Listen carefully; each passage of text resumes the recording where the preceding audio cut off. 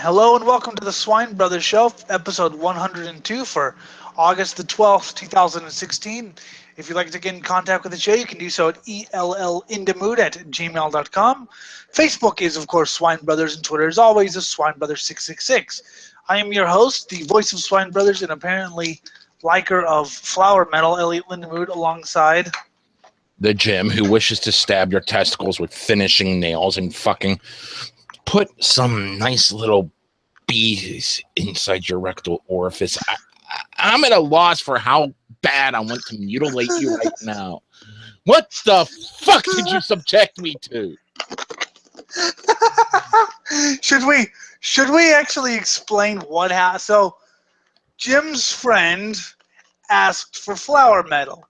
Now, she was saying she doesn't like Swedish melodic death metal because it's too happy. So I was like, no, I'm not going to give you flower metal because you'll just laugh at me. And she said, no, do it. So I gave her a band. And I happen to be involved with the fucking conversation, so of course I have to check it out to see, saying, it's coming from Elliot. It can't be that bad. Now, he's mostly talking about the video. I'll be honest, I don't know what the video looks like. I mean, the music is saccharine, but it's got that kind of uplifting thing that's, fun if you're, high or whatever. Yeah, fuck. But apparently it's the video that's horrible. I didn't see the video. But of course, Jim made me listen to Infectious Grooves, so. And he made me listen to something else, which we'll be getting into. And if you want to know what the power metal band is, you'll have to find out on your own. Yeah, I'll link you to the fucking conversation. Fuck. I mean, even I think it's a bit much, so. Yes, it is.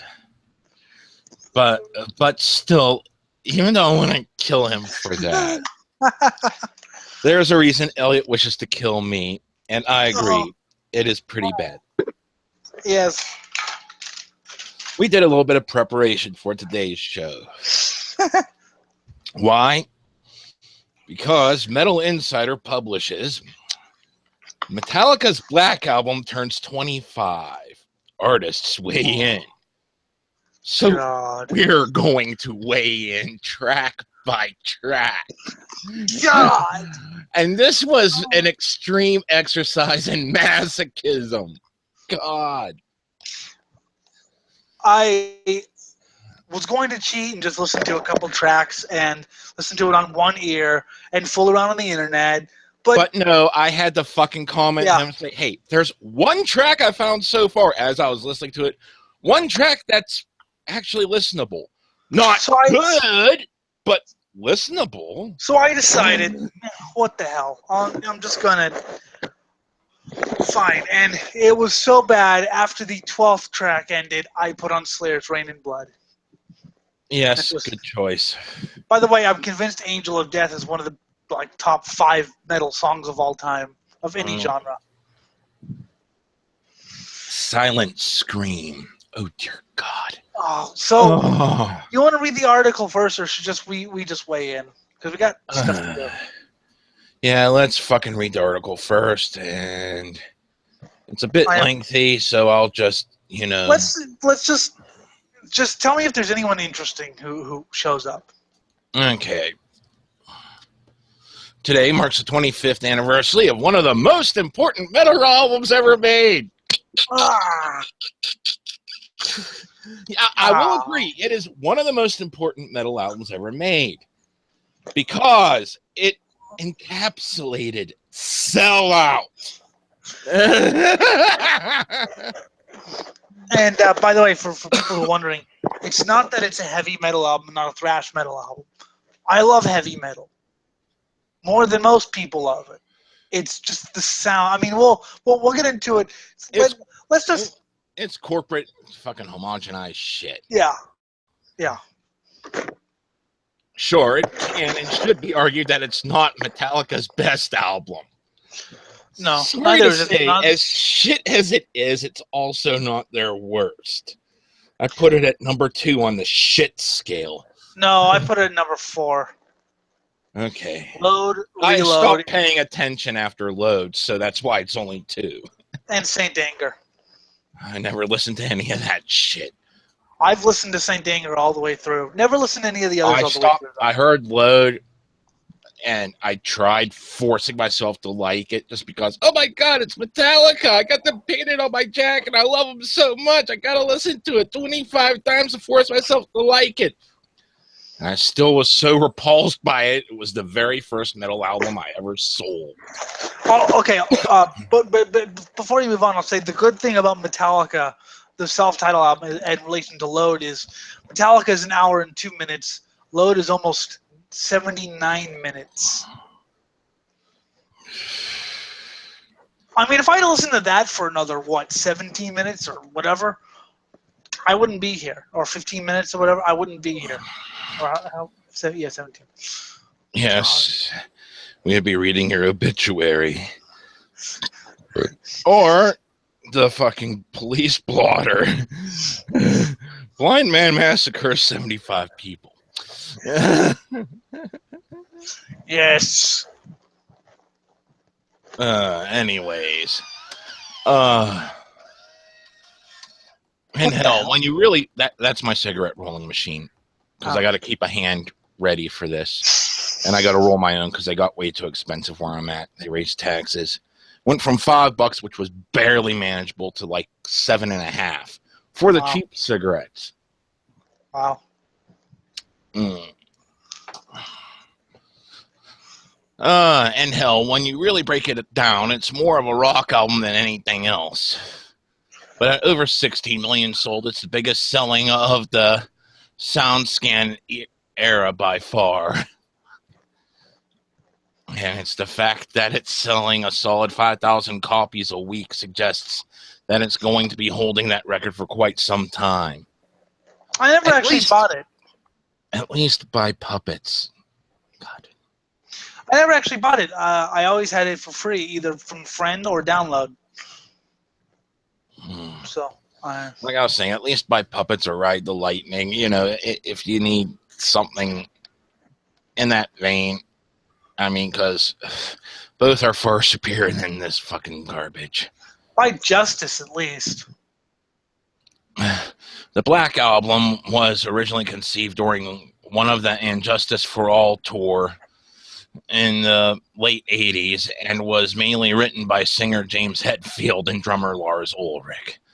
The record also marks the turning point where Metallica changed their sound from traditional thrash to slower, more heavy metal approach. That's not true. You could have seen signs as far back as Escape on Ride the Lightning, and then Puppets and Justice kind of integrated it. However, I won't say a bad thing about Puppets. And Justice is overlong, but it has some good songs on it. But still, yeah, it's not like, wow, this is clear out of thin air.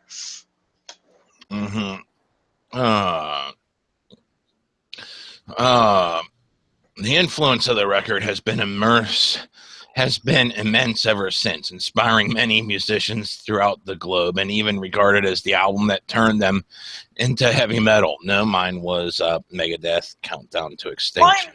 Mine was, but I still can't help but thinking I would have gotten into metal regardless. I mean, I knew I'd heard snippets of metal on the radio, whatever, satellite radio before my parents turned it off because they couldn't stand it. I knew I kind of liked it, but I always, I to this day, I think that if I hadn't heard the Black Album first, I would have still gotten into metal.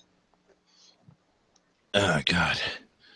I really want to do this track. Okay, so now that's why we decided to ask some of our metal musician friends to tell us what the album meant for them. Okay. Harley Flanagan. From the Cro-Mags. Actually, a decent band.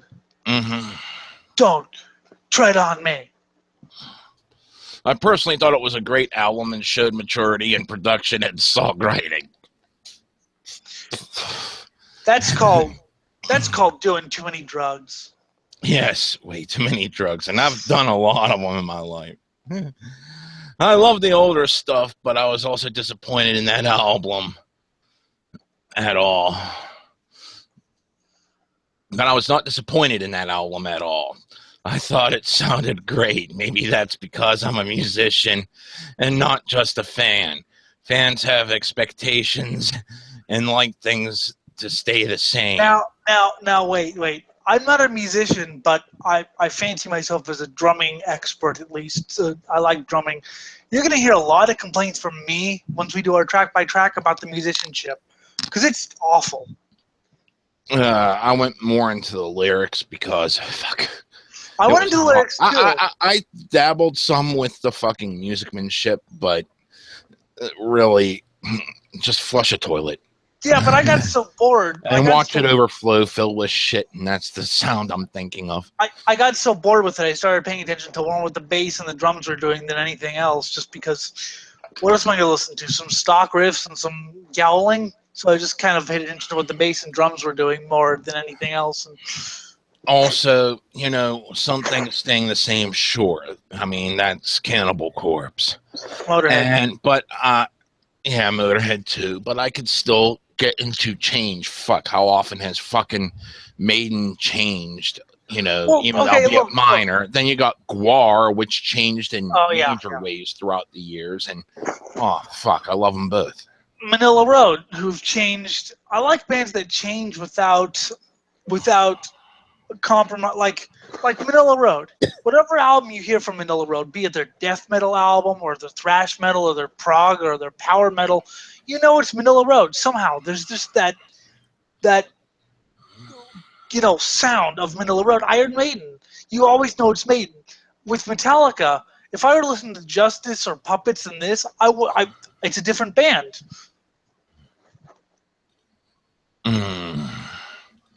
Let's see, there's a few other here. See if there's anyone good. Name names, I'll say yes or no. Kenny Crook, Ancients. I don't think I heard that. Okay. Ancient or Ancients? Ancients with two eyes. Okay, I don't know who they are then. Okay. The Black Album is an amazing record. Metallica was a huge inspiration for me as a kid and wanting to learn to play guitar. Sure, it was a major turning point in the band's career and some songs on it are played out, but I still think that it's a masterpiece. Let's do this. Just name names and I'll say yes or no, like people I know or / don't know, and we'll just read those. Jesse Zerity, Binary Code. No. Don't care. Because I don't care if people I don't know who they are. Mike Thompson, Withered. No. Share the last name with you. Nature, Gang of Bale. No. Okay. Canoop, Visa, and Blackmore. No. Say this is making it much easier. Cody Perez, American Overdose. I know who they are. Oh God, no! I hate them. Fuck them. They don't get their airplay. No. For me, Metallica's Black Album had a perfect blend of peaks and valleys that really made me appreciate the heavy and the melodic moments. Hearing both of those elements combined has now set an expectation of what I want to hear in a band and a song. Jim knows. I like melodic metal. Even I don't like that. Actually, there's one track I hate because it's unmelodic. You're going to have to guess which one it is, but when we get there, because we're going to do a track by track. There's a track I hate because it's just so unmelodic. We'll get to that. Darren King, Buffalo Summer. No. See, because I don't care about bands I've never heard of, what their opinion is. Swan Hellion, Black Rain. No. Nick Williams, Six Prong Paw. No. Mike Odd, manager of Max Sabbath. No, that's a Black Sabbath cover band. Okay. So, we went through, 2 opinions? One of which actually counted, because Cro-Mags, but... I don't care what people I've never heard of think about this band. I want to know, I know the producer from Kiss, whatever his name is, didn't like the first 4 albums, but he liked the 5th album. Yeah. Anyways, for our track by track. Song 1, Enter Sandman. And her Sandman was one of I made fun of even back in the day when I worshiped Metallica and listened to this album fairly heavily. Sleep with one eye open, gripping your testes tight. Exit womb, enter doom. Jerk it with your hand off to ejaculation land. It was the first. Now I lay me down to die. Pray the dark Lord my soul will fry. And if I die before I masturbate, rape my ass with a sewer grate. It was the first Metallica song I had heard other than a demo of the song Fuel, which was on a NASCAR on Fox compilation called Fuel for Fire. And I did like it up until I bought Master of Puppets. And then after I bought Master of Puppets, even though I still listen to that album, the rest of the album, I never really listened to that one. Plus, it was always on K-Rock. Now, musicianship, the first thing that strikes me is just the pedestrianness of the hard rock riff and the simplicity of the drumming. Kirk Hammett's guitar solos, which were never that good, have just gone way into the wah-wah pedal. Fucking, you know, during this album, I kept thinking one thing. Lars, it's called a double pedal. Please use it. Because even a little bit would just do a lot. James Hetfield's voice has gone down the fucking tubes. Mm-hmm. God. Yeah.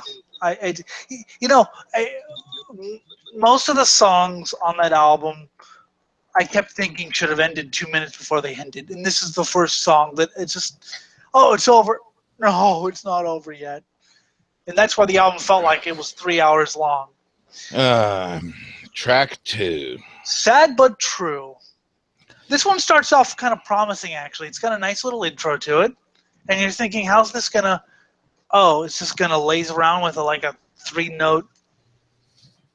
I mean, it's not even doom metal. It's just fucking groove metal. See, Sad But True used to hit a nerve with me, especially during my shoplifting years and while I was still being bullied and shit. I don't know why. Now I see it as more of a generic theme, and the lyrics and fucking riffs watered down beyond comprehension.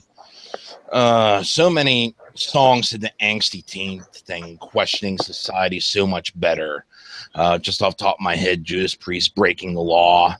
Fucking, and that song even went as far as to suggest that the teen was mature enough to be on his own and need a job. You know, that's an element I think was missing from this song, as Yes. The song really makes it sound like the kid was dependent on his parents while still questioning shit with the stereotypical statements every teen gives. Guitar solo, way too bluesy and wah-wah-y. The riffs are just so bad. I mean, this could have been a good doom metal song if it was rewritten and slowed down. I hate the drums. I think they could have done better double bass or whatever. And after this song, I just couldn't help but think, wouldn't it be great if we had an internet outage and I just couldn't listen to any of this? It was just end it. And then the first listenable track comes. Yes. Holier Which Than is Thou. Also speaking of songs that still did the teen questioning authority better. Holier Than Thou did that, just not spectacularly so. Yeah, but compared to the utter crap fest that were the first two songs, this song seems like a breath of fresh air. Yes. The lyrics were simplistic as hell, which is funny because, I mean, they used to write such good songs about disposable hero, anti-war songs I can think of, you know, and bands like that, you know, songs like that. Now they're, God. Let's be dad rock appealing to the fucking, you know, teeny bopper audience. And you know how much I don't like using the term dad rock, but yeah, that's pretty much what Metallica has become. Well, yeah, my dad actually likes this album. I can actually. Track 4 is The Unforgiven. Oh, God. By the way, I can't say anything about the musicianship on track 3 because it was just bland. The Unforgiven, Jim. Okay, The Unforgiven used to be one of my favorite tracks on this album. It appealed to my boo-hoo, pity me, pissantry of my fucking youth. And, the whole entire boo-hoo, I've had it so hard. Whereas I had it tougher than most of my friends at 17, really trying to feel sorry for myself. Shit. And that's something this song tries to resonate. But as I don't want you pity, I find it more objectionable today. It's got some, I don't want to say nice melodies, but at least listenable ones. And I won't say anything about it because it's not the worst ballad on this song. I can listen to it, or the album. I can listen to it. It's not horrible, but it's definitely nowhere near the pathos that, and then the feeling that Welcome Home or One, you had this feeling of depression. Fade to Black was kind of a miss, basically because the lyrics were more, rather than like actually just wallowing in suicide. But this one was okay for me. I didn't care for it, but it was better than Inner Sandman. Next Wherever track. I May Roam. That song used to get me all psyched up about leaving home, sleeping under bridges, and living by my wits as I roam the land. Now, after I've already done all that as a homeless fucker, the life isn't as appealing as the song makes it seem, unless you have money. Yeah. It's that rock meant to appeal to the kiddies who think the world outside is new. Yep. Anarcha, who's fucking like, his homelessness is couch surfing. Couch surfing, yeah. That's what it was. It's like, dude, you haven't been to the point where you sat there and contemplating sucking a cock just so you could, being straight, a straight male contemplating sucking a cock, random guy, just to get a fucking bus ticket to a place you heard had a shelter with an open bed. Heard, not even confirmed. Heard. Musically, so you'll do more of the lyrics, I'll do more of the music, unless I have something to say. Musically, it's I think the ancient Egyptian intro or whatever it's trying to be is just kind of lame. Probably has the best drumming on the album just because it does something more than straight rock beats with the little fills and shit. I don't remember anything about the guitar solo because Hammett's guitar solos I just don't like. Lyrics are, music is pedestrian, but like I said, it has decent drums, and by that I mean it does more than 4/4 fucking rock beats. I think I even heard some double bass in some of the fills. Oh, thank God! Fuck. Don't tread on me. Don't tread on me. Oh no, wait, this is the bad version. This song just makes me laugh. Even back in the day when I first heard this, I thought of Don't Tread on Me as background music. Now I hear where they really tried to turn rock into metal and just fucking failed. Yes. I mean, this song will work at a bar that has a slim selection, but said bars usually have at least a Best of Black Sabbath compilation. So it's just better to go with the good stuff than the pseudo-patriotism that still shouts against the system in half-assed fashion. Which is so funny because they spent the last 3 albums talking about how justice is raped and anti-war and disposable heroes and all the shit, and then they turn around and don't turn on me. Yeah, I love the pseudo patriotism of that, and I like the turning a corner. It's not really obscene. It's just I just kind of laugh at it. It tries to act tougher than it really is. Onward to Through the Never. Through the Never, okay. Jim, you give your version because. Okay, Through the Never back in the day used to tickle a sense of nihilism in me, as infantile as it was back then, and laughably so. There's really nothing deep to it, and it's not nihilistic in the slightest. No. Just brain-dead fluff making a vain attempt at being philosophical. Listen to Morbid Angel's God of Emptiness. Please do yourself a fucking favor and do that now. Just sheer beautiful nihilism, just giving yourself over to nothingness. I will say on the album, it's a fucking breath of fresh air, though. That song Yeah. is a breath of fresh air because at least it's got something that represents speed, and it's not just oh. I mean, it's a horrible song, and I don't like it. But on the album, I was just like, oh, finally something that simulates thrash. Granted, it's kind of an obscene. I saw one person who said that Through the Never would fit on the 80s albums. Yeah, it probably would. Fuck I don't bastards. think so. What's The next? next track is As Shit Nothing Truly else. Splatters.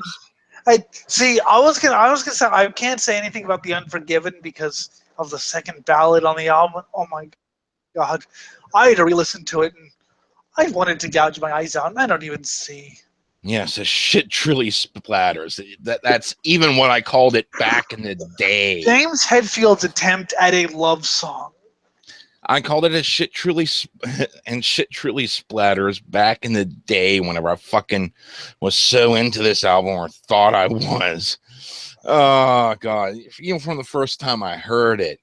I mean, back then I only used it to loosen some panties. And that's when I was far more desperate since I cried, "Nobody loves me."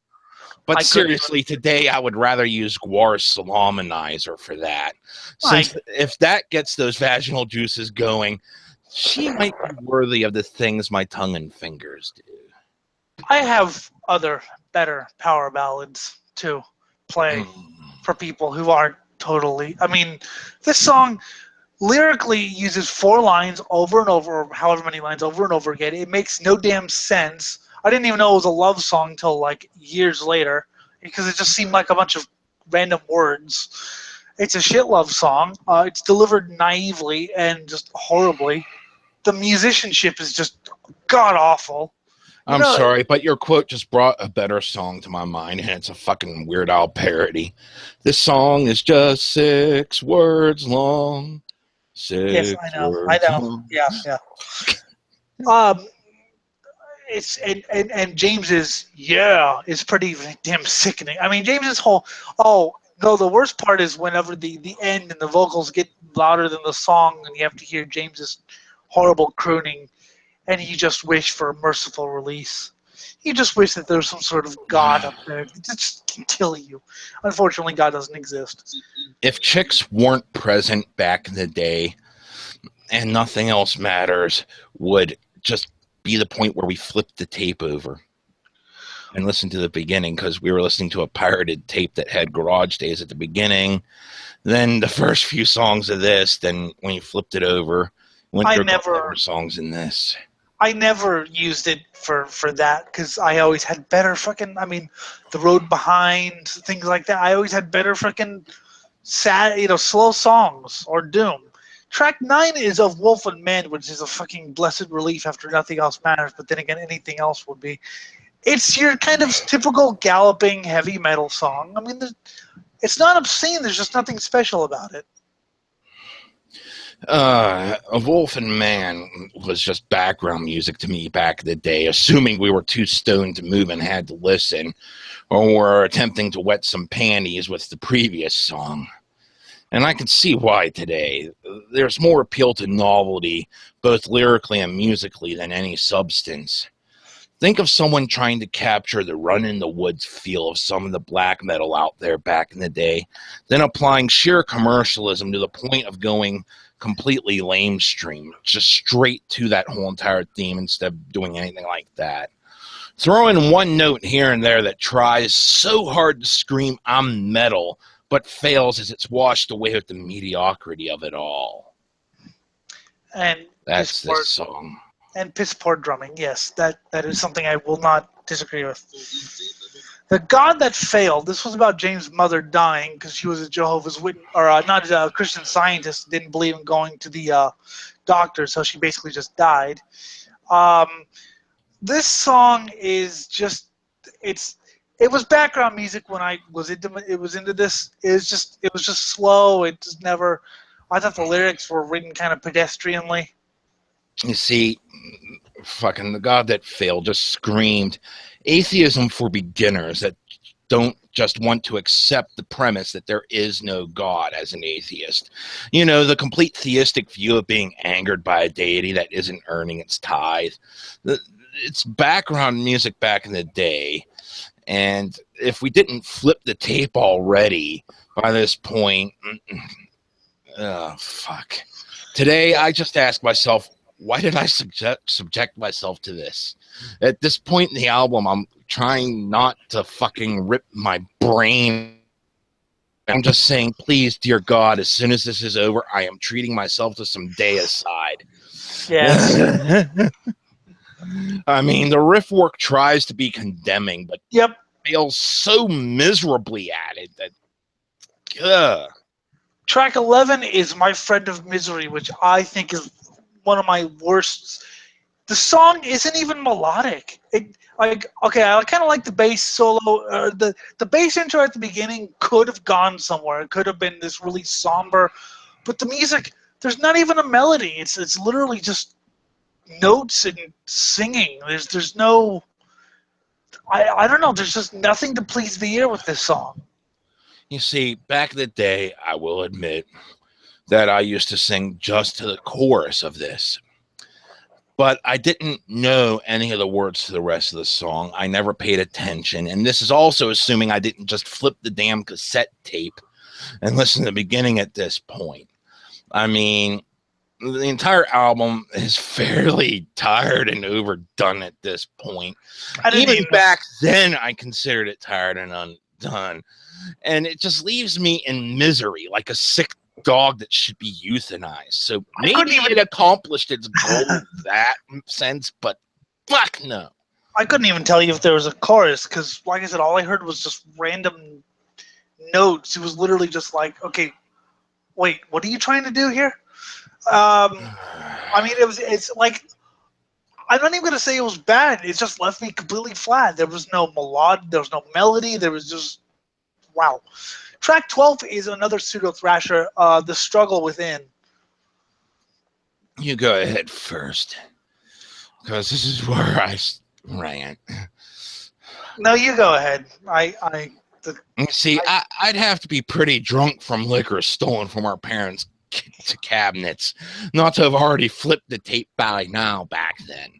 Fuck. I don't even remember it. They might have even played this the time I saw them touring to promote their live shit tour, and it didn't even register. I wouldn't have even recognized it as one of their own songs. I agree with my past self that it's utterly forgettable. For a song about tension and internal turmoil, it failed to breed even back then when I was more susceptible to crying myself to sleep because people didn't pity me enough. Fuck this shit. Fortunately for me, my Metallica worship was more about Master of Puppets back then. Not their greatest, as both Kill 'Em All my favorite Ride the Lightning trumpet by far. Hell, I gave Justice 1,000 more turns than this album back in the fucking day. And it's better than fucking the Black Album, even by my standards today. Even though it's not as good as Puppets, let alone fucking Lightning or Kill 'Em All. No, fucking Justice is shit. I'm cursing my work schedule as I was forced to be sober listening to this when I should have just drank enough rum to turn myself into a drooling slump mass to purge the pain. Two songs that are not really good, but just surrounded by many that are commercialized abortions. I mean, right after fucking listening to this, I had to crank on some palate cleansing shit. I listened to fucking Deicide and Creator until you fucking did your fucking bullshit. And just before the show, so I couldn't fucking cleanse my palate more. Fuck you. God, I was just about to fucking crank on Megadeth's Countdown. Because that's fucking leagues better than this. Oh, and for your information, Mechanics is better. Especially on the fucking Metallica demo cut. Yeah. I'll agree. First of all, I'd say The Struggle Within is a kind of half thrash, like, oh, look, we're still metal, see? Second of all, I didn't send you any links. I gave you a name. You could have ignored it. It's not my fault. You're an idiot. I don't give a shit. I'm still putting fucking finishing nails in your testicles. And I'm going to fucking shove a rabid gopher up your rectal orifice and see what happens as it fucking loses its oxygen and starts to writhe and die inside you. Yeah, so I find that actually quite funny. Yes, Megadeth's Countdown is leagues better, even though I don't really care for it. I think Slayer's Divine Intervention was leagues better. Oh god, that fucking blows this album so far out of the water. And the sad thing is that's not even the worst they've done. I mean, it's one of the greatest, in my opinion, metal nosedives. This, like I said at the beginning of this encapsulates sellout. That's what makes it important. This is sellout in its purest, most distilled form. Yeah, and then they got worse with Load and Reload and then Saint Anger, which was new metal. Death Magnetic was an okay attempt at thrash, but it was way too fucking long. Plus the mix sucked. But yeah, Justice, you can kind of see what direction they were going in, but still, I'd rather hear another Justice than this. Mm-hmm. And I listened to Rain and Blood by Slayer after this, which was half the length, 10 songs, and so much better. Do you want to die? Fuck. It's just.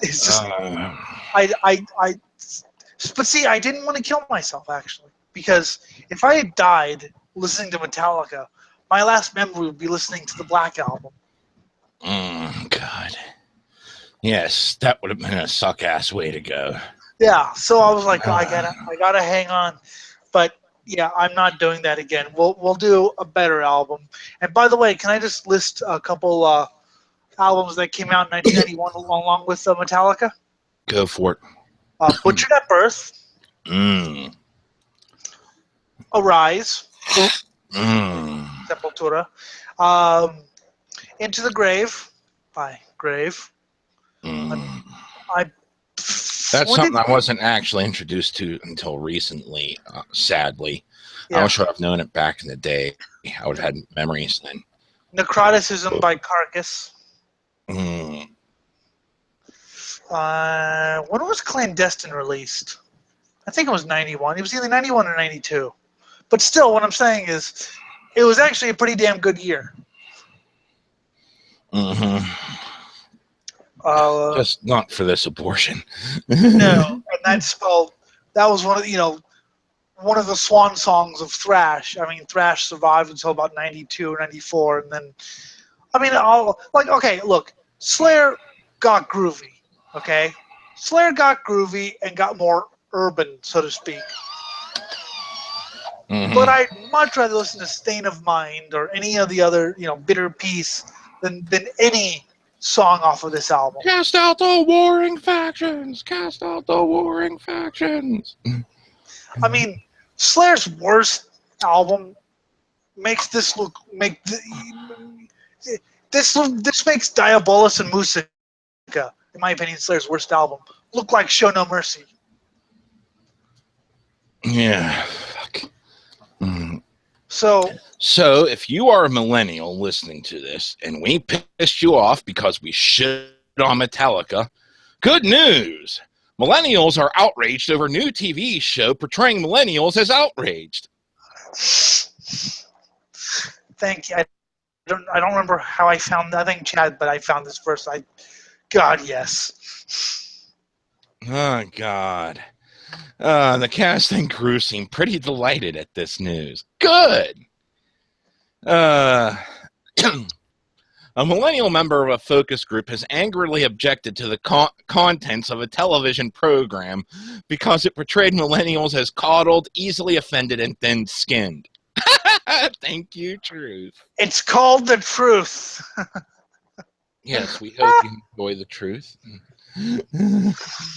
God damn. We should call this The Truth Show, because all we do is speak the truth. Oh, God. I don't know what the fuck happened there. I don't know. Your microphone just went all weird. Anyway. Okay. The feedback for CBS's new comedy indoors was recounted. Get all away from that. Was recounted by its executive producer, Mike Gibbons, at a Television Critics Association panel this week. And in further vindication, outraged a millennial member of the press. Good.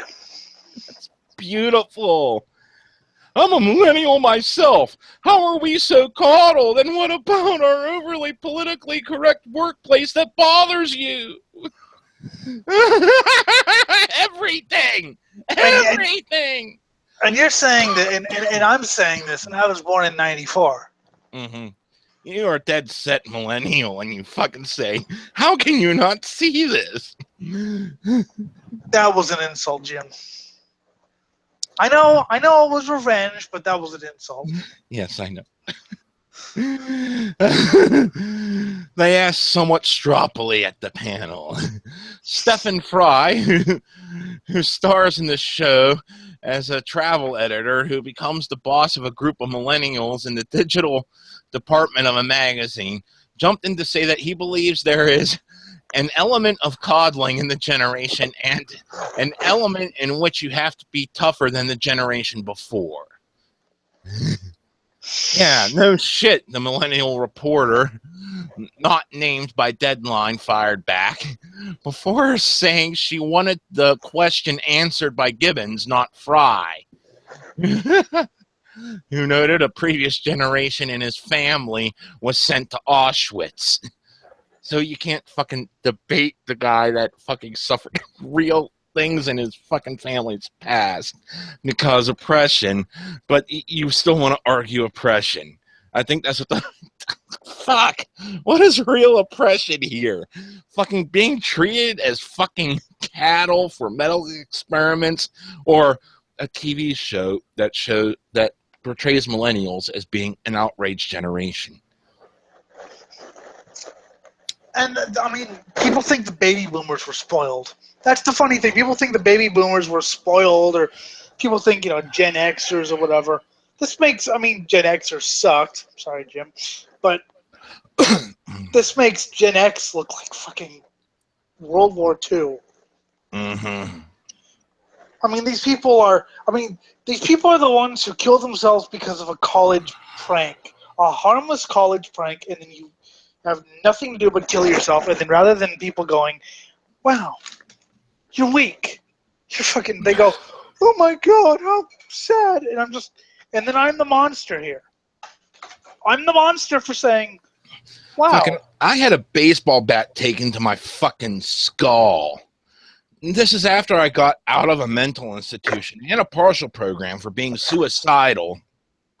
I had a baseball bat taken to my fucking skull in front of my high school principal, who was there watching, not stopping, just watching, hoping I would lift a finger to defend myself just so he could expel me and tell all surrounding school districts I was an at-risk student. And yet, you sit here and have a prank pulled on you, a harmless college prank, and you commit suicide. Yep. Grow some fucking backbone. They can't, they're dead. A great example is how you interrupted my answer, Gibbons replied. That's great. Mm-hmm. Another incensed millennial reporter later rhetorically asked, do you want millennials to watch your show? Because you come out here and say, haha, millennials are so sensitive and PC, branding his comments as so negative. I mean, what the funny part is, I guarantee you that fucking millennials will watch this show. Both the easily offended, just so they could be offended at this shit, and those that say, fuck off, I fucking hate my generation, you should all die. I'm going to check it out just to see what it's about. Mm-hmm. I'll probably hate it because I hate most comedies, but I'll check it out. The great Indoors co-star, Joel McHaley, interjected that if the show is offending millennials, it is the best strategy ever. Yes! Yes, 3 cheers. Thank you. 3 cheers. Oh, God. That was beautiful. Hashtag Generation Wuss. Mm-hmm. Actually, put that in the description. I will. And how about no means no? Stop trying to mentally rape me into voting for Hillary Clinton. I saw this on National Wiki, which I don't know why I'm still there, but they posted it. Actually, it was a pro-Hillary supporter who voted for this, who posted this. I am voting for Jill Stein for president and will never, under any circumstances, support Hillary Clinton, as I consider her to be a corrupt, warmongering order taker for the corporate donor class. Yes. Go ahead, vote for fucking Jill Stein. I'm going for Johnson. Both are preferable, by the way, to the fucking 2 fucking idiots they fucking blast in the lamestream media. Fuck those bastards. I mean, there are things with Stein I disagree with, like vaccinations or whatever, depending on what they say, but I agree with her a lot more than Hillary Clinton or Trump. Mm-hmm. Well, I agree with her more than fucking Clinton or Trump, but I just happen to agree with Johnson a little bit more, even though there's still shit I disagree with him about. Yeah, I mean, if you're looking to find someone you agree with, a politician about everything, you're an idiot. And yet, those idiots are the ones that are calling themselves rationalists. Yep. Morons. I will also not vote for Donald Trump, as I consider him to be an irresponsible buffoon whose careless rhetoric has harmed our country. I don't see it harming our country, but yes, he is an irresponsible buffoon. I think the only case I've heard where, like, you know, he could be harmful is like, could you imagine him in charge of the little red button? To which I say, do you think they're going to actually give him the codes?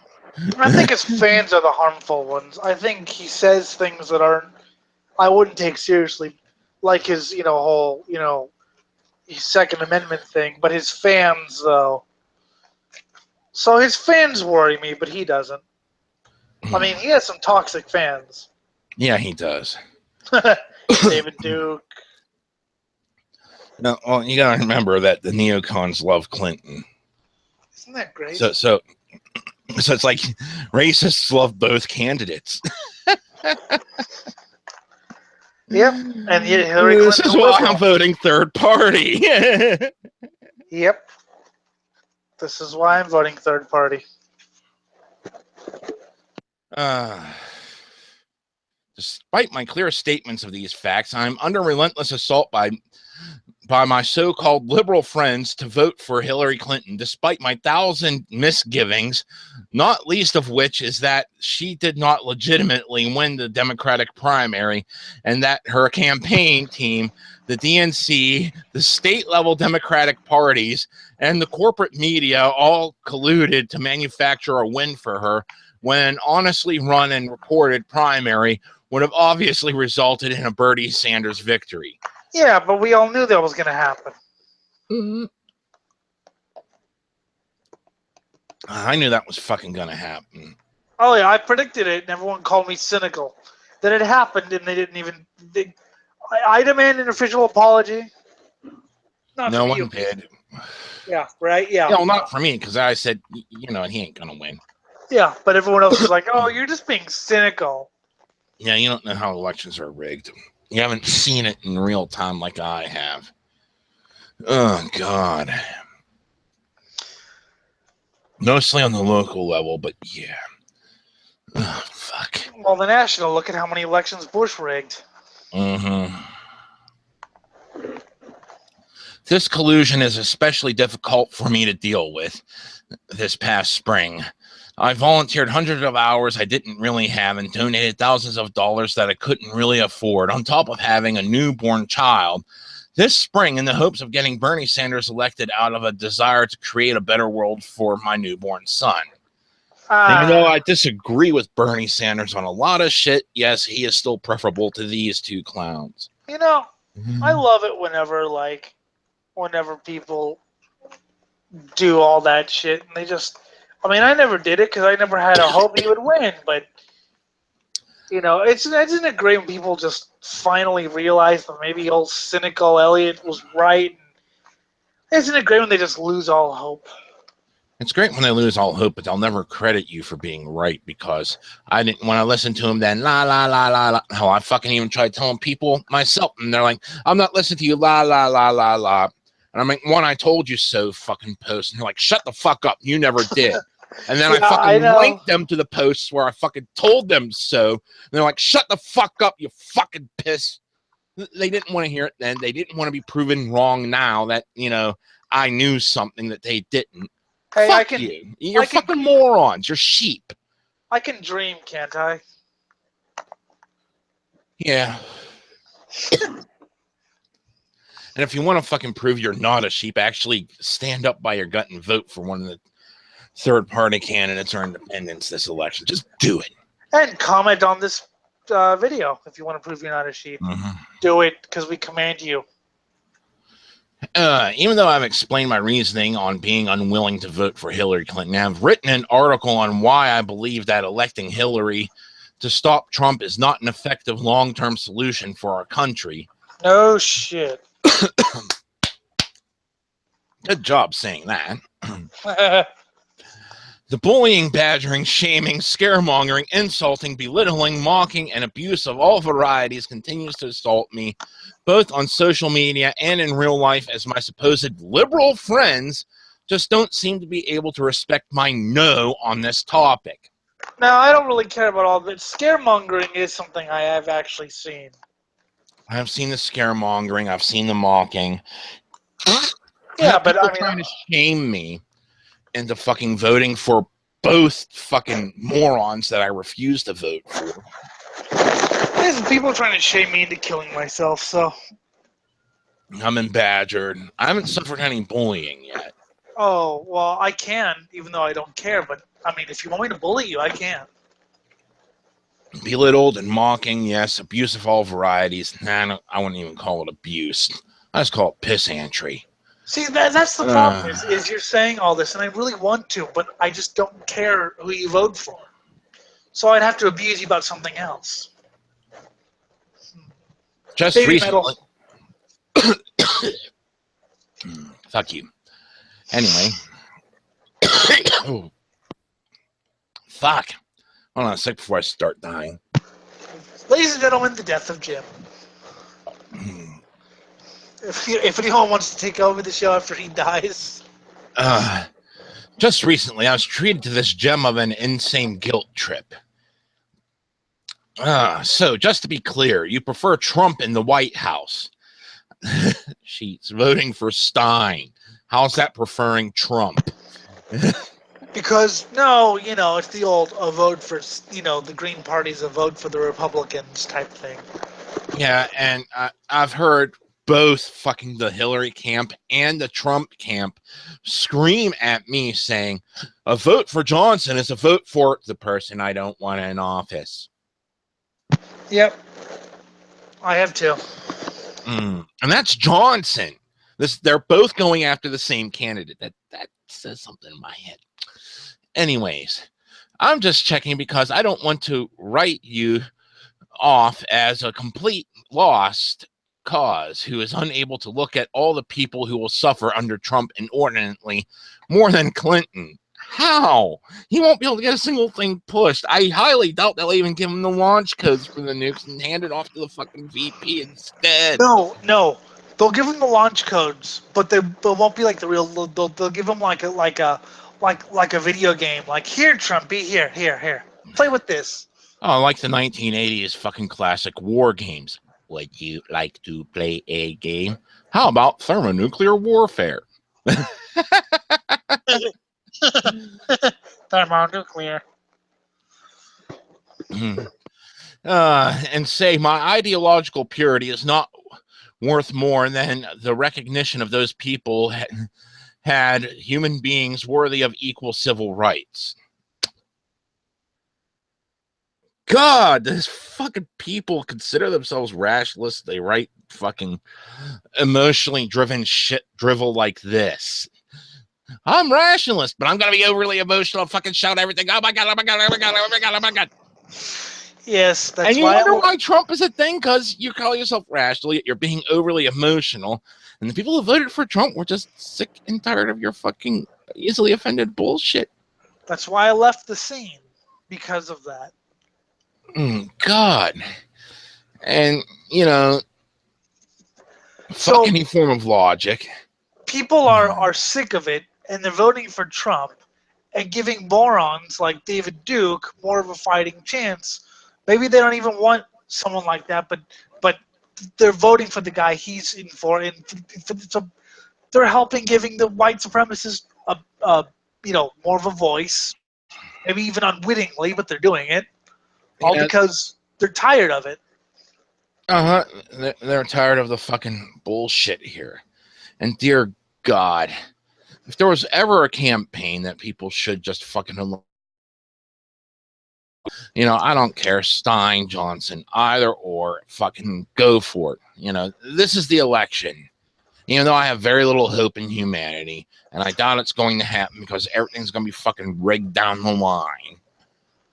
Still do it anyway, and then whenever the fucking results come up, revolt and fucking put a bunch of fucking congressmen and women's heads on fucking spikes in front of the White House lawn. At least we can say we had no part of it, because people are like, well, you say you have no part of it, but you could have had a part if you voted. Yeah, but I don't like either Hillary or Trump. So, however it goes, I would rather have no part of it than have a part of it. If you think it'll be easier to get your political dreams achieved with Trump in the White House, she wants Stein and Clinton. We are not on the same side of progressive values. She wants Stein in. That's who she's fucking voting for. God, not Trump. You're just assuming Trump won't. You fuckers! I want to fucking murder your families and force feed you their remains. Which would be fun for the whole. Actually, it wouldn't be fun for the whole family. It would suck for them. Yes. But it'd be fun for me. Yes, it would. Something in me snapped when I read this, and I finally had enough. I am sick. She went on a rampage and killed 87 people. That would be great. I am so sick of this self-righteous crap when I am a good-hearted person. Citation needed for that, but at least you're thinking. You're not a sheep like these other people, so I will give you credit for that. Yes, but you should have just, vote for Trump, but I want to vote for stab, stab, stab, stab, stab, stab, stab. I'm a good farted person who cares about the world and people of all shapes and forms, and did my best to try and help make the world a better place by getting Bernie Sanders elected, only to watch him get cheated and lie down like a lamb at slaughter. Yes, he did not want to die by mysterious natural causes that would have never happened otherwise. He just took his jet and ran. Yes, he did do that, and I told everyone he would do that, and everyone called me cynical, just like I told them Hillary wouldn't be tried or indicted. Be cynical for that. Why do these people? Everything I've said has been proven right. Because they want to believe that they actually pay attention to politics. I know what they jack do. Shit. I mean, God, the people railing against Trump make fucking mountains out of molehills constantly, often misquoting him, and it's like, you know what? I'm just sick and tired of fucking saying, no, he didn't say that. No, he didn't say that. Every time someone fucking misquotes Trump, I'm just going to say, yeah, go ahead, have your way. I'm voting for Johnson. I don't give a fuck. Yeah, if they actually watch the speeches rather than reading them online. Granted, I can't stand watching Trump because he always just comes off like an idiot. Yeah, he is a fucking idiot. If I had the choice between fucking watching a Clinton speech and watching a Trump speech, I'd take a bullet in my own head. Yeah, true. I was going to say I'd listen to Deicide. So I wrote the following, and I've decided to share it here in hopes that I'll help others. I've written the following. Talk to me again and I'll fucking rip your spine out. You know what is crazy about this conversation? I am not voting for Trump, yet you somehow want to hold me responsible for what happens if and when he gets elected. Yes, she's not voting for Trump. She's putting her fucking cards behind who she wants in office, which is good. You want to fucking know what wasting a vote is? You want to know what wasting a vote is? It is voting for someone that you 100% disagree with every single point they have and totally hate simply because you do not want someone whom you loathe even more to get into office. That is what wasting a vote is, and that's what this whole entire fucking, a vote for fucking Johnson is a vote for fucking Clinton, or a fucking vote for fucking Stein is a vote for fucking Trump, or vice versa. I'm fucking sick and tired of this shit. That's what it is. It's meant to fucking scare you into voting for someone that you don't even agree with. Thus wasting your vote. Vote for someone you fucking agree with. Jello Biafra actually got out of voting because he looked like the 88 or the 80, was it 80 or 84? You know, Reagan and Mondale and you know, Bush and Dukakis. You know, they're not.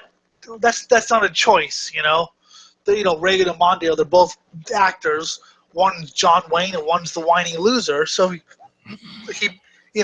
Feinstein and somebody else for mayor of San Francisco. That's bullshit. So he basically just got out of voting. And Frank Zappa talked him back into voting.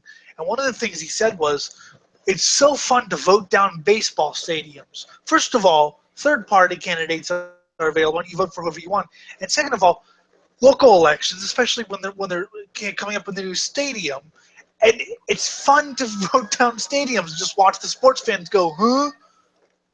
When you're freaking, voting down, then spending money they don't actually have. So yeah, the Biafra was talking about he gave up voting for a long time because he looked at, well, I don't want to vote for either or. Well, I guess I got to vote for this guy. Oh God, no, if you don't, fuck it. At the same time, however, you're actually voting for someone who is now backed by every war criminal in the Bush-Cheney war crime syndicate. Beautiful. And with good reason, given her history of destabilizing countries as Secretary of State. Good point. Yet you seem to think that you deserve no blame for the war crimes that will be committed under a Hillary presidency. This is why the neocons love her. Those fucking racist bastards love fucking Hillary. Which is funny because, yeah, they're actually going from the Republicans to the Democrats. Mm-hmm. You talk about civil rights, but what about the children below who are suffering in a way that no child should ever suffer? Just fuck them because you're scared? That's completely vile and beneath you, and I think you should be ashamed of yourself for trying to bully a good-hearted and kind person who did everything he could to get a strong candidate elected, only to be cheated by the corrupt DNC into voting against his conscience for someone who will almost certainly bring much more suffering into this world than she already has. I mean, I make fun of people who are a little too interested, who are a little too, I'm going to vote for Hillary, or I'm going to vote for Bernie, or whatever. I mean, I'm basically voting for. I would have voted for Stein regardless of the whole Bernie thing. I mean, the Bernie, the only thing that actually made me not stop and go, maybe I won't, is if Sanders got elected, which I didn't think he would. But regardless of whether I wasn't going to vote for Hillary Clinton, I was never going to vote for Hillary Clinton. And how many people registered Democrat who weren't Democrat just for Mr. Sanders? And now they're leaving. You see, I'm living in a household where it was like my mother's going off sucking Trump's cock. And my aunt's getting pissed off at it and saying, I fucking hate Hillary, but at least she's not Trump. I'm like, look, both you motherfuckers, I'm fucking voting for fucking Johnson. You two have it out between fucking Stein or Johnson. I don't give a fuck. And that's assuming Stein's in our state. She's not registered in all 50 like Johnson is, so. But they tried, but the Democrats hate Greens. The Democrats did everything possible to get a Green out of the running for mayor of San Francisco. They even Clinton and Gore, despite the fact that this Democrat, I can't remember what his name is, but he was a large part of Democrats for Bush, and yet they flew in Bill Clinton and Al Gore to support this guy, who won, by the way, all to keep a Green Party candidate out of a major city, out of becoming a mayor of a major city. So the Democrats don't like the Greens at all. No, they don't, because boo-hoo, you're stealing our voter base. We need to fucking brainwash them into thinking that Democrats and Republicans are actually somehow dissimilar. Fuck. Let's see. We have maniacal warmonger, and we have someone that's actually done some maniacal warmongering. Both in her first 8 years as president and as Secretary of State. Who are you voting for? I keep telling you to run for president, Jim. Fuck. Next time. If there's still a world, next time. If there's still a world, good point. Hey, I got to build up popularity first, and I'm using this show to do just that. I mean, yeah. Okay. Wow. Hey, I'll have 6 votes. Yeah. Wow. You're setting your standard goals really high there. And then the guy posted this picture: a child protecting his younger sister during firing in Syria. A picture where words can't express one's feelings, and yet you could see him trying to protect his younger sister by holding her head and ducking and covering and all this shit. And it's one of those heartbreakers, I guess. Yeah, I don't really know how to just. Yeah. I'm trying to describe it for you because I get that. I don't. Yeah, it's a very moving picture. Yeah. That was the end of the conversation. I didn't hear from the mental rapist again. I mentally rape people all the time. I hope that these ideas help you stand up to your abusers as well. What we are being put through in our efforts to stand up for what is right in the world is absolutely wrong and should not be tolerated. It is mental rape, and it is wrong. See, I'm not even about that. I'm pretty much just doing business as usual, what I would have done regardless. But the problem with this post is that you've once had a hope. I never had hope in this world. I will gladly throw my vote away on the side that I support rather than... It's like the pagans. It's not even throwing it away. You're at least voting for what you want. You know what? You're voting for someone you mostly agree with. Maybe not entirely, but you agree with her more than the other people out there. Just like, I'm going to do the same thing with my guy. Fucking. Fard Vikernes of the band Burzum, regardless of what you think about his beliefs, he said it best. When he always read Lord of the Rings, he always identified more with the so-called enemies, because if you don't know Lord of the Rings, how it's written, it's a parable of the kind of Christian and pagan, and the protagonists are the Christians, if you can't tell, and the enemies are the pagans, and he always identified with the enemies more, even though he knew they lost, because he's always believed in identifying with the people you agree with.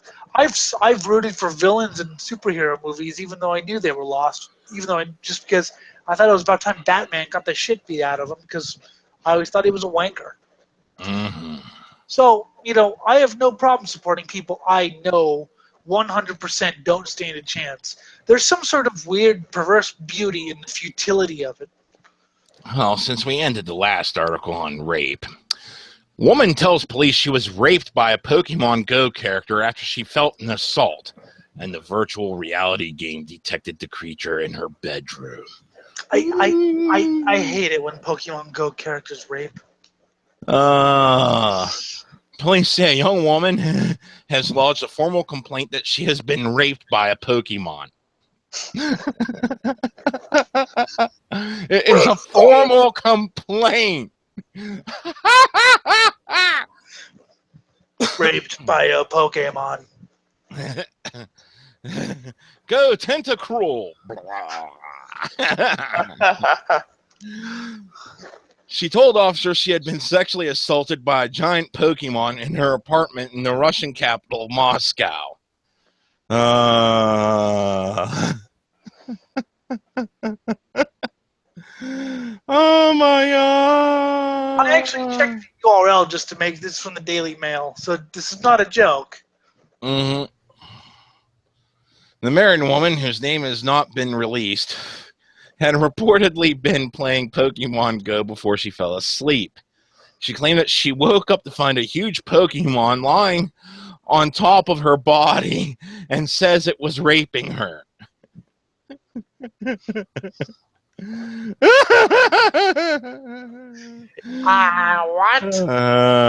The woman said, God, that's awesome. The woman says the Pokemon disappeared when she jumped out of bed. What, did her husband catch it? Yes. But says the Pokemon Go app on her phone could still detect the same virtual character's presence on her bed. She woke up her husband to tell what happened to her and told police officers that he did not believe her and told her to see a psychiatrist. Honey, lay off the crack. Yeah. Russian news site Blotnot reports that the police did not believe her either, that the woman then went to see a psychic.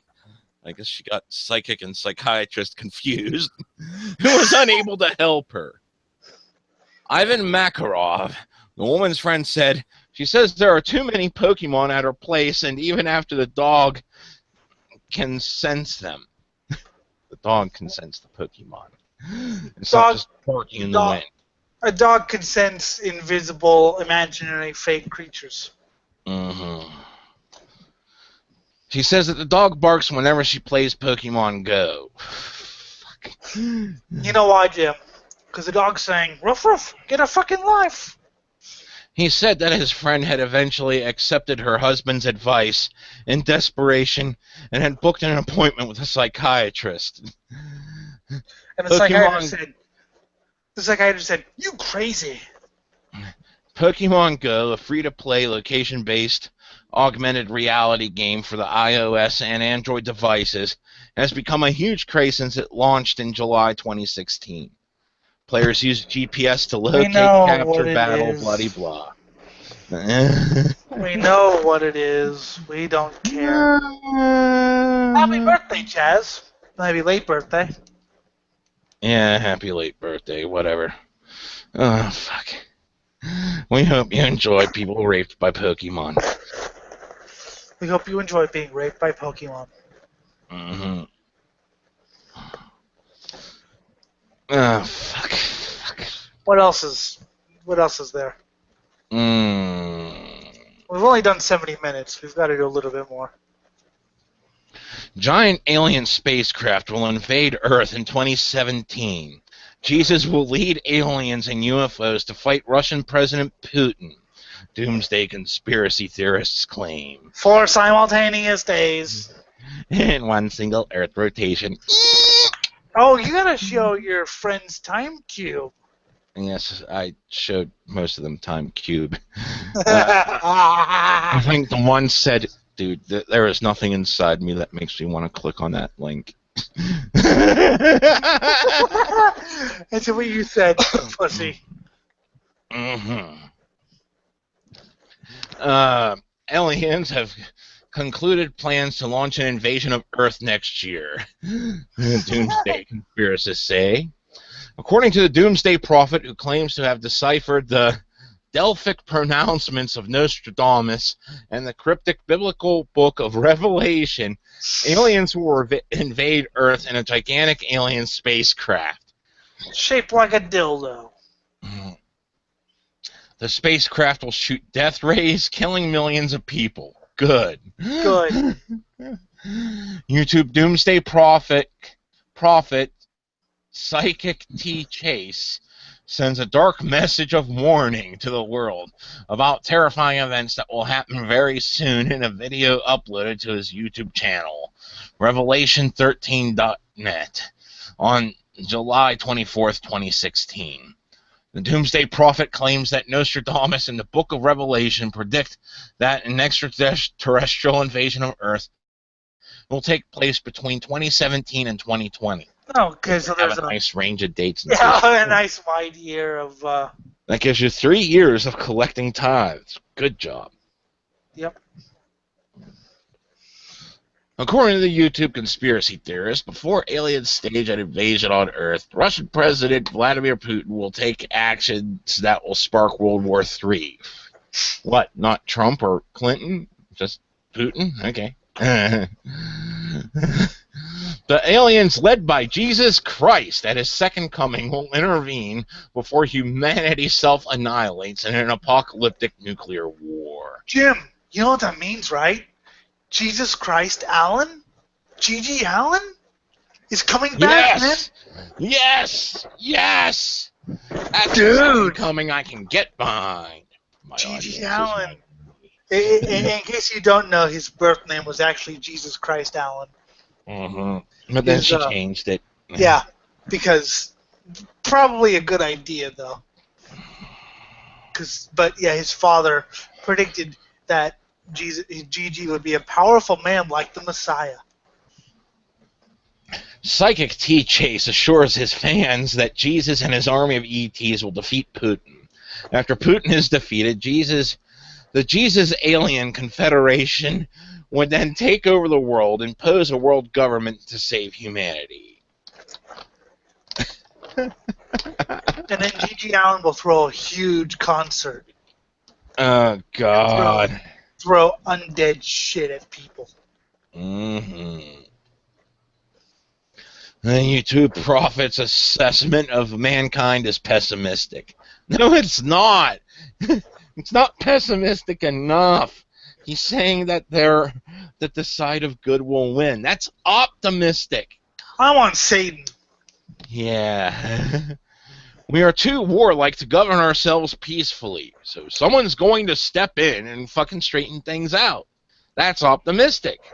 Humanity is set on an inevitable path to self-destruction, and only a hand from above can save us. What about a hand from below? Yes, I'd like the hand from below stroking my cock, yes. I'm talking about Satan, dumbass. Well, Satan can stroke my cock as long as he takes on the form of a chick. Mm-hmm. Jinx Dawson. I'm sure he's done that. There we Jinx go. Dawson, but she's mine, so fuck you. After aliens led by Jesus take over Earth, they will launch a genetic engineering program to purge humanity of its self-destructive propensities. Oh, great. It's fucking Jesus mixed with the Third Reich. Yes, it just keeps getting better. Welcome to deified eugenics. Woohoo! No, we cannot hear a word you're saying, Chaz, because you're an idiot. We can't hear a damn thing. No. Jesus and the aliens would re-engineer human DNA to make humans more peaceful. We are searching for the alien Superman. Then Jesus would inaugurate a new age of everlasting peace on Earth. That's lame. That is lame. We want death and destruction. Yes. Expendable youth. Oh, God. Psychic T-Chase reveals how he was able to decipher the future with certainty. I smoked a shitload of pot. According to the prophet, an alignment of planets in the shape of a cross and a total solar eclipse that occurred at the time that Putin became leader of Russia proves that he is the one who would start World War III. Cuckoo. Oh, once again, what? Not Trump or Clinton? It has to be Putin? The book of... You know, your fucking doomsday date starts with one of those two's presidency. I mean, it can be inverted if people vote third party, but Jesus Christ, we're not going to do that because we want the end. I don't want to ruin your fun, so I'm not going to say it. Say it. Say it. It won't happen. I know it ain't going to happen, but I'm still doing it. Because who knows? I mean the world's not going to end. Uh, I wanted to, but it won't. I'm sorry. The Book of Revelation gives a detailed description of alien invasion. No, it doesn't. Led by it say anything? Jesus and his second coming. It gives a good description of, like, I don't know what book, but it has zombies, but not aliens.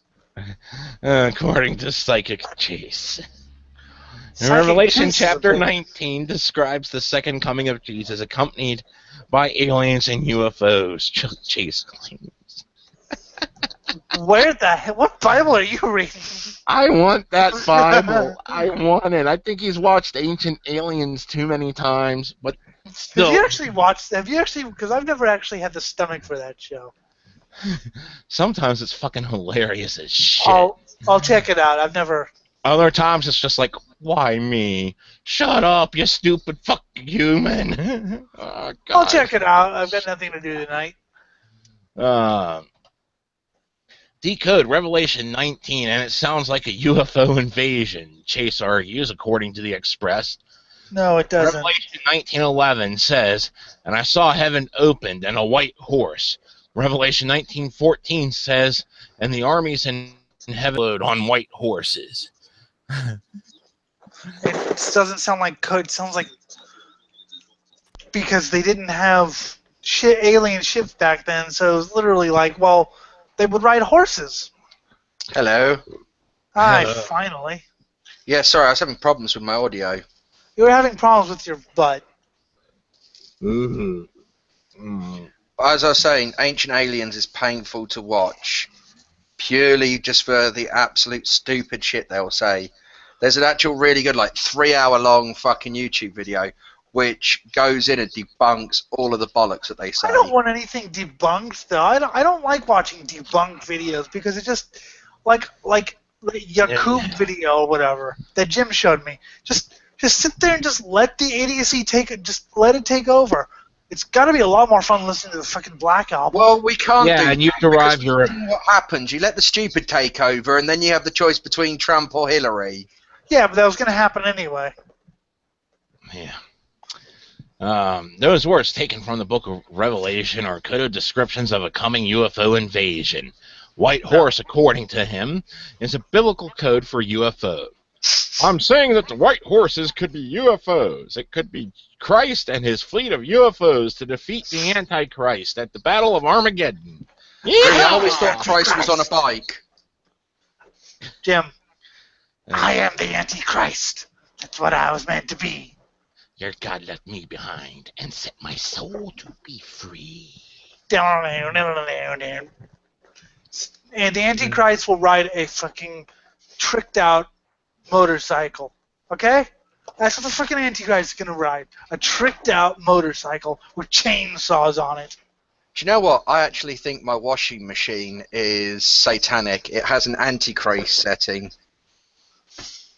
Okay. That was bad. Yeah, well, I'm a dad. I'm supposed to tell bad jokes. Shut the fuck Please up. don't talk for the rest of the show. He wasn't Okay, here well, for that's most of fine. it. Now we're banning him. Okay, that's great. Fuck you, Jazz. Oh, God. That was bad.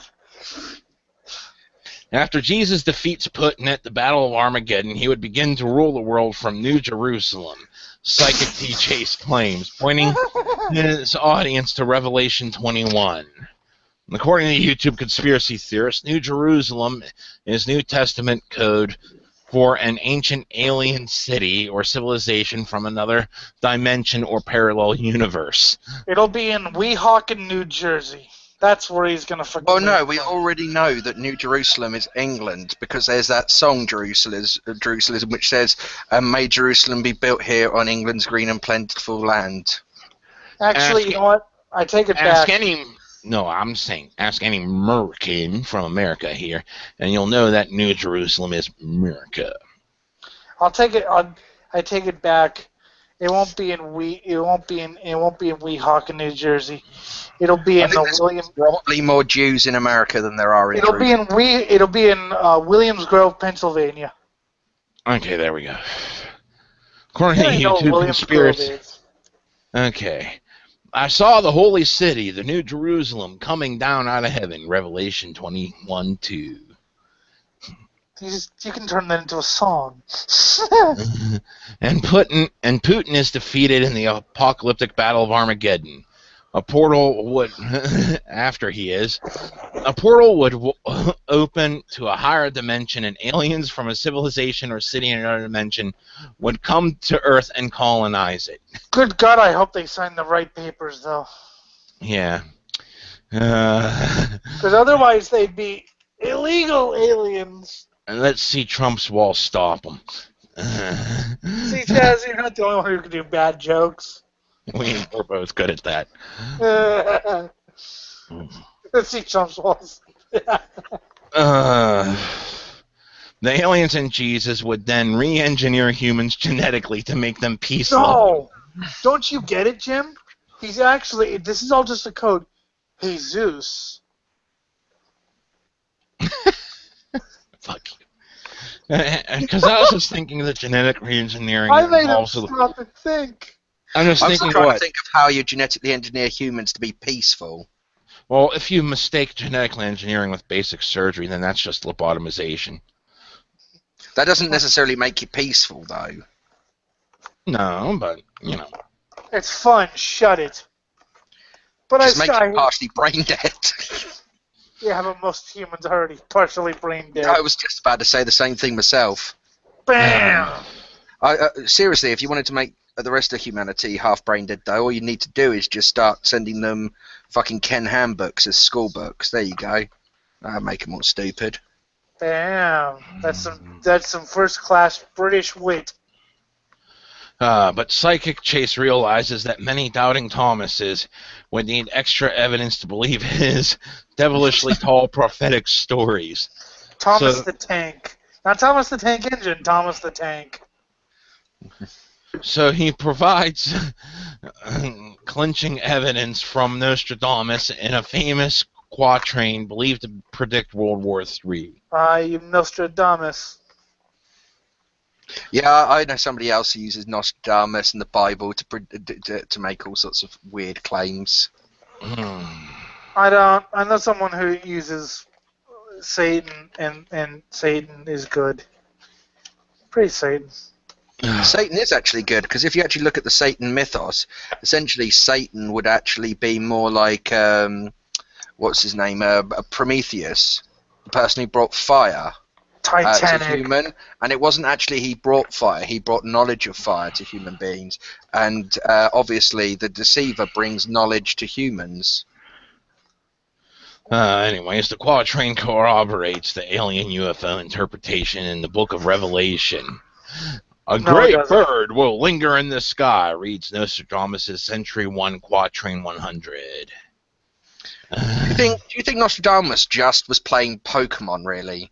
Because that's supposed to be the end of the world in Pokemon, is the three legendary Pokemon. Jazz, come on, Nostradamus. He was doing that and inhaling a lot of pot smoke. He was inhaling more than pot smoke to come up with the ideas that he fucking came out with. He went out to the field, found some cow patties, and ate the mushrooms off them. Yeehaw! Ate them, mate. I think he fucking rubbed them in his eyeballs. Use them as a suppository, yes. I see that happening too. This refers to an alien UFO invasion and an alien spacecraft hovering over Europe, Independence Day style. You don't think it just means like a bird is just like, hey, how you guys doing? I'm a big bird. Look at me, I'm a big-ass bird. I'm a big-ass bird. Nostradamus' Century 2 Quatrain 70 also corroborates the Book of Revelation, according to Chase.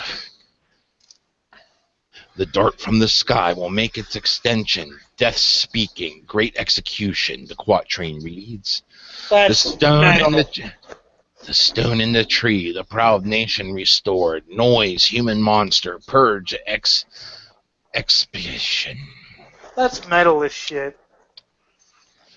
The meaning of the cryptic reference, a dart in the sky, that will make its extension, great execution, is clear to Chase. It is a reference to a giant alien spacecraft that will attack Earth during the coming alien invasion. Shades of death are all I see, fragments of what used to be. Yes. No. Okay. A dart from the sky refers to death rays that will kill millions of people. Yes. Yes. Spiraling demise. No. Memories linger in my brain. Life with nothing more to gain. God, I gotta listen to that song Yes. again. Yes. Oh, God. Endless. The second part of the quatrain that says the proud nation restored refers to the restoration of world peace by Jesus and invading aliens after the Battle of Armageddon. Satan will win the Battle of Armageddon. He told me he would. The only thing is, he says Vladimir Putin's not Satan. Satan knows me, yes I know, for the Dark Lord told me so. I'm in league with Satan. I thought Obama was the Antichrist. Everyone's the Can we please get a consensus on who is supposed to be the Antichrist as a world leader? There's no world leaders who are the Antichrist. They're too soft-willed. Here's one for you. I've got an interesting question. Who do you think is more fucking mental? David Icke, who believes that all the world's leaders are actually reptilian aliens in human suits, or this fucking wanker? I'd say they're equal. I should make my run for president in the fucking Antichrist party. I'll join. Because although if you read David Icke's stuff, there's two races of aliens. There's your reptilians, who are evil, nasty people, and then you've got the nice ones, which look a bit like the Asgard and Stargate. You know, you kind of like your little greys. Yeah. And apparently our government is working with the greys, but then our government is also the reptilians who hate the greys. Yeah, I'll have to read more of his writings and get back to you on that. Yeah, look him up. David Icke. He used to be a footballer. I know who he is. I think he took a few too many soccer balls to the head or whatever. Anyways, the part of the quatrain that reads "Human Monster Purge Expiation" refers to the program to re-engineer humans genetically to purge the monster of warlike attributes. Jim. Human Monster Purge Expiation. Human Monster. Beautiful. Darkness in the sky. Oh, God. I mean, you get those people out there that believe that humans were genetically engineered from monkeys, that aliens came down and made our human race to be slaves, and then they buggered off, and then we just kept breeding. Yay. And just go forth and check out Yakub. No, your brains. It's like Time Cube, but with race. And the best part is when they start throwing babies into the ocean because they...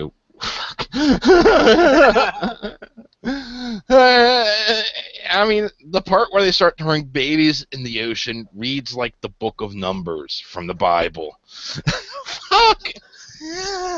I still like Jim's version of the Bible much more. Chase's prediction of imminent alien invasion is one of several recent predictions of a takeover Earth by New Age conspiracy theorists. Members of the UFO disclosure community have also been predicting that UFO and alien disclosure will happen before the end of the year or early in 2017. They're taking over the Earth! Some UFO disclosure advocates claim that a major sign of imminent earth-shaking events was the Democratic presidential candidacy of Hillary Clinton, promising earlier this year that if elected as president of the United States, she would ensure that she gets to the bottom of the mysteries surrounding the UFO phenomenon. And you want to think that she's fucking not right-wing. Because how many of these UFO conspiracy nuts are fucking right-wing nutters? Not all of them. Some are Not actually... all of them, yeah, but still. I've seen There's a heavy correlation. I think there's statistically significant data there. Fine. You win. Okay? I always win. I'm epic winning. I lose. I win. You lose. Oh, God. And that's where I'm going to have to call it, because I got to fucking work tonight. Because that was the end of the article. Oh, that was more of the article. Nah. Okay. If you want to do something when you're not working because I'm not doing anything this weekend because there's no racing. Yeah. Anyway, this has been the Swine Brothers Show, episode 102 for the 12th of August, 2016. You can email us at ellinimood@gmail.com. Facebook is Swine Brothers and Twitter is SwineBro666. For Chaz, our co-host who joined like 5 minutes ago. For our other co-host, the Jim. And for our Alien Overlord friends, my name is Ellie Lindemood. So long, and don't let Pokemon rape you. I won't keep you for long. I'll keep you forever.